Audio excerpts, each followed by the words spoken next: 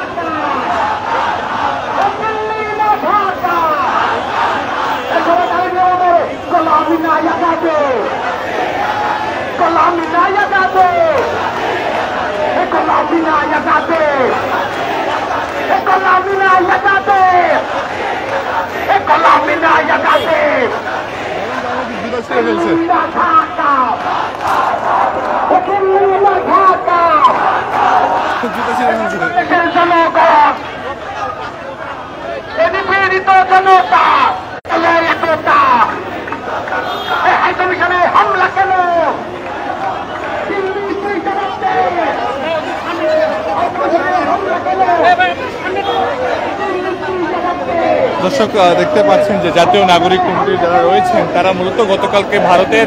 আগরতলায় বাংলাদেশ সহকারী হাই কমিশনে যে হামলা হয়েছে সেই হামলার প্রতিবাদে তারা একটি বিক্ষোভ মিছিল করছিল এবং এর আগে জাদুঘরের সামনে তারা একটি সংক্ষিপ্ত সমাবেশ করেছেন। সেই সমাবেশে তারা ভারতের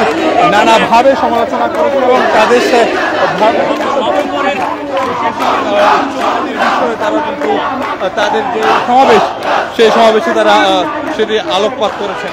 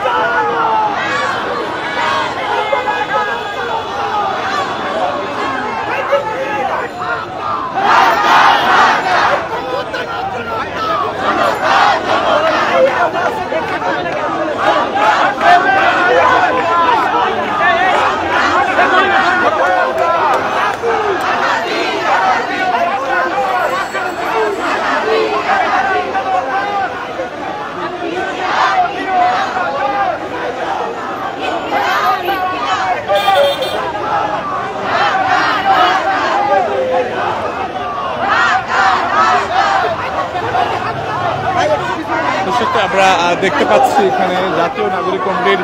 বিভিন্ন পর্যায়ের বিভিন্ন ইউনিটের যারা রয়েছেন তারা কিন্তু এই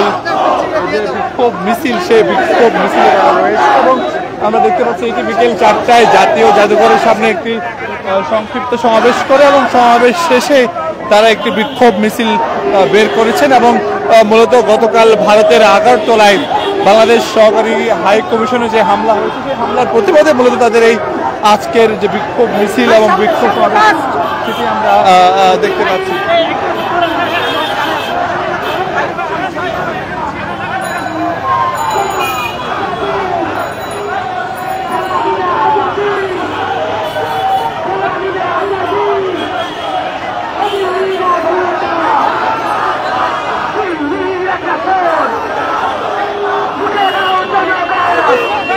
আমরা দেখতে পাচ্ছি সেটি কিন্তু কিছুক্ষণ আগে মূলত জাতীয় জাদুঘরের সামনে থেকে শুরু হয়ে সেটি রাজু ভাস্কর্য পদদেশে অর্থাৎ